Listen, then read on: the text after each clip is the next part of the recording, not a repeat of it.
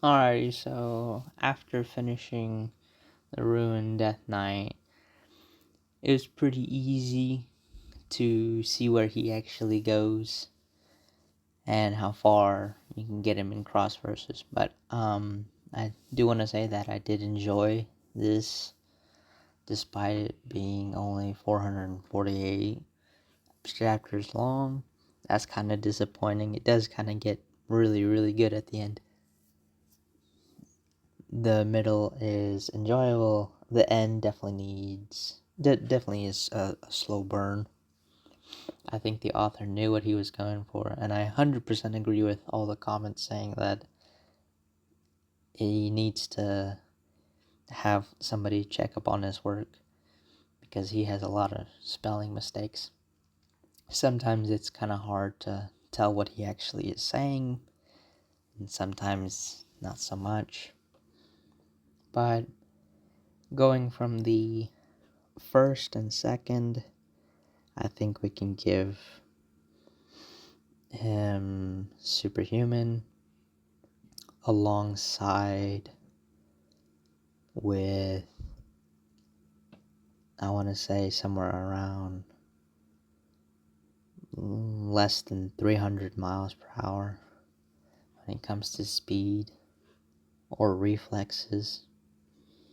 Probably Arrow is better, but I feel like he just has some feats against the guards and against the magic casters, the noble, in the beginning. He has a really good fight against him. That's why I want to put him a little high. And then there's also the explosion. So that's from 1 to 2, 2 to 3. I think it's pretty obvious. He goes from that to essentially moving walls, moving metal bars, steel out of his way. Speed is a little bit more difficult, but he's definitely faster. Definitely in that 3 to 400 when it comes to the stats, which I personally don't like. I don't even like the class systems, let alone all these random numbers. But, whatever. Because they don't mean anything. That's why I don't like them. There's not much to suggest with his actual powers, despite it being like death. There's also durability negation and healing negation, which is really useful in Cross. But I don't think it's going to be that important until we get to the later levels of this whole shtick.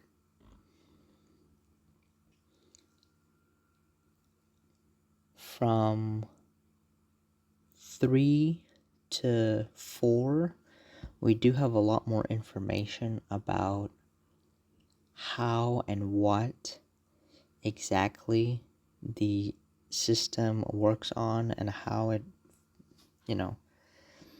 is shown throughout the world, which is obviously needed because we don't really understand it. Like in the city where Denzel met the blacksmith, there was the talk about Leo. There was that power difference that he felt like he just had no chance, or he had a very small chance. I guess in Clash Royale circumstances, it'd be like a 14 against the 12, except for all your cards are actually like 10. Like, technically you can do it, but it's just so hard because all they need to do is just place a card down. For when it comes to a level 3 to a level 4, he clearly wanted that gap when it comes to the difference. I think he had it best with the Orc High King and the warriors in the actual war and how they were described. Essentially, you have to be a honed blade, essentially, or you can't really stand at the top. I don't mind this, but I will say that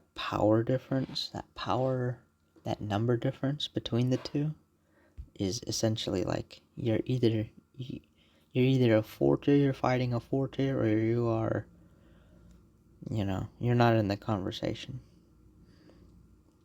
Which I kinda don't like, specifically because there's no conversation of punching up, which I know why he, whoever this was, wrote it that way, because of the primordial shield, because of the just the physical gap that you're just not allowed to push. I understand it, but regardless.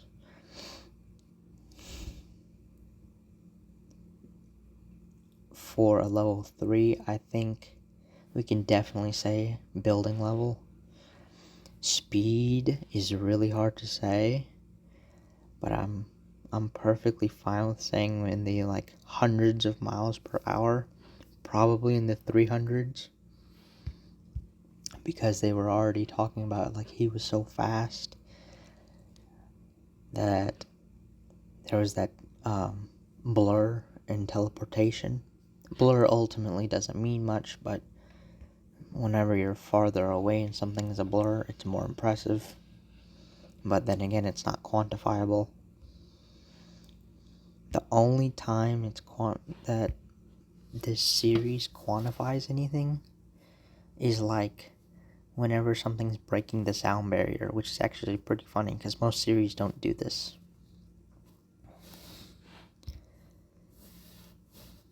There is also the raw power of a 4 against a 3, which is enormous. I think the best showing of it would be actually the final fight between Danzel and the mage, the little girl. That's the best that I could give him, showing wise, because outside of saying a whole horde of people are just cattle, it's hard to see what that actually pushes you at. But I think the whole thing about Danzel not being fire resistant and her light melting rock, essentially turning it into lava, makes and he's barely affected. His armor is not affected, it's just his enchantments. I think that's a really interesting showing of just how far that gap is. He didn't even really need to use anything, he just needed to stand there and just put up an enchantment. That's all. Runes are seen as superior, but in their own way, specifically. It's kind of like comparing, it's like saying who's better, a carpenter or a metal worker. And it's just well, I mean, they're so different. You can't really compare them. I really loved how his fight with Naven went. How he killed him 5 times. And he was just so mad and angry at Naven. because he was just so damn strong.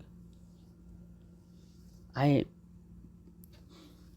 do appreciate the fact that there was that hack's power that he had when it came against Naven, and then Daniel took it for his own, because that's a durability and a spell advantage, really. And then he uses it to freeze that top of the mountain.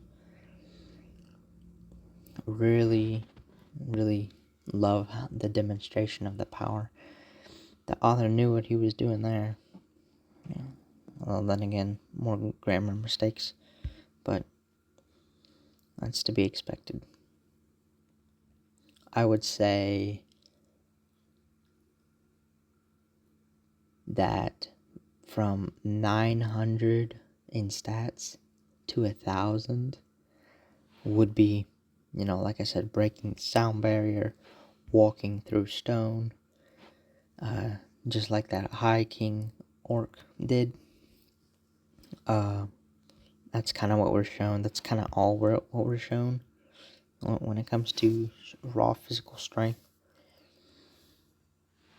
because cracking the floors beneath somebody isn't necessarily, regardless if it's stone, ice, or anything like that.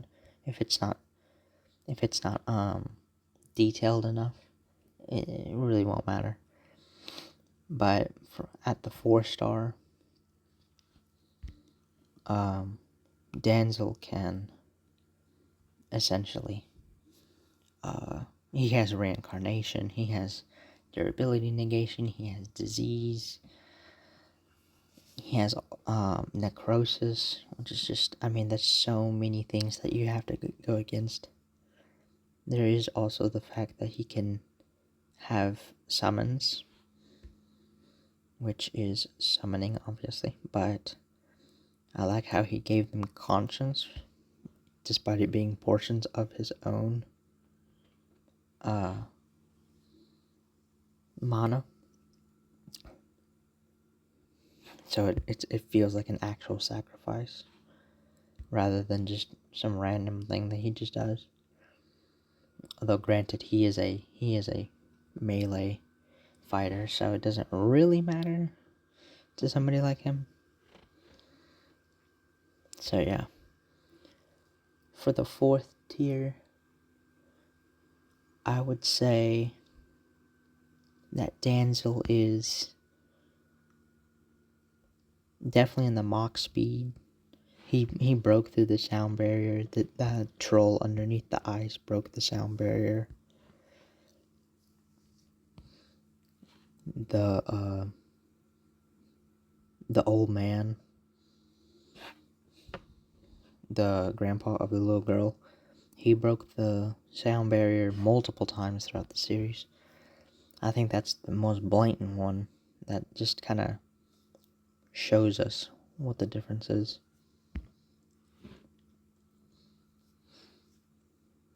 When it comes to strength, there's not really a quantifiable one, but if I had to give him one, casually, definitely building level. He's ripping the gate off its hinges. He's literally able to walk through walls. He's cracking open any door that gets in his way. He can literally just survive so much destruction on him. Like how the little girl shoved an earthquake on him and then essentially tried to erase his physical body with the gray fire.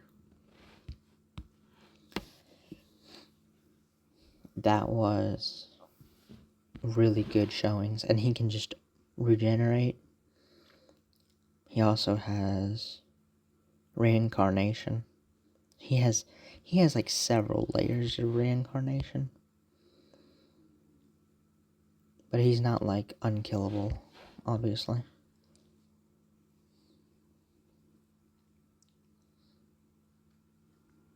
I think his best thing is definitely his eyesight and obviously his agility. There doesn't seem to be a reason to go against that.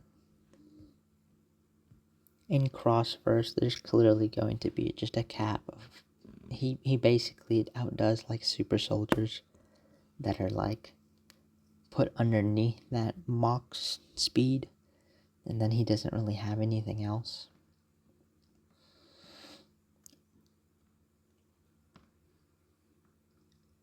As we know it, there are some ways to get him higher.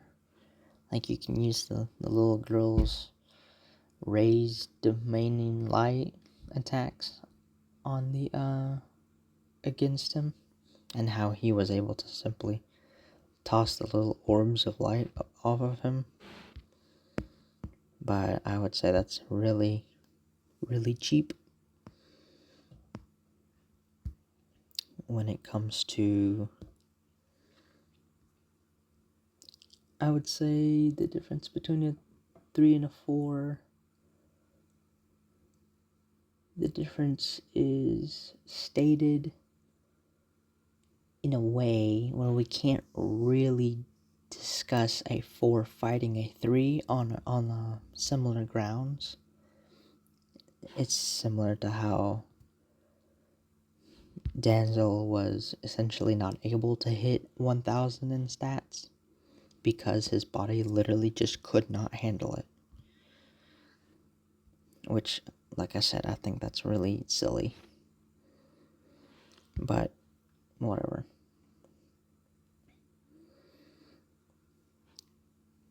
I enjoyed the series. I'd say 7 out of 10.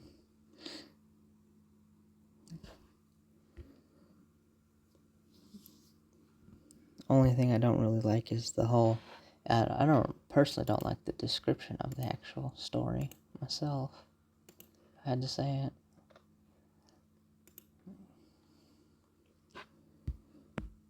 But there is no or hardly any information of what a 5-star can do.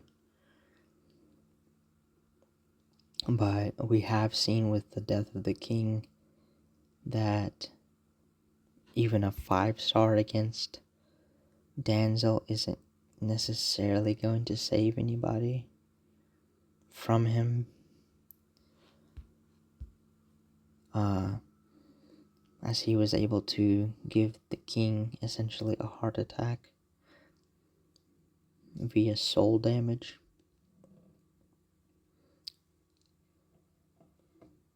His rune advantages also push himself and his allies forward when it comes to how hard and how high they can go.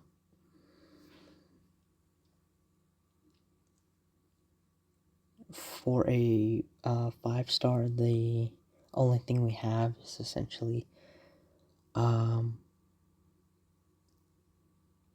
if I remember correctly, it was 9 4-stars were essentially helpless against a 5-star. And hope this story goes on to show us what the difference, or to show us what Danzel will actually become as a 5-star. That will be so awesome.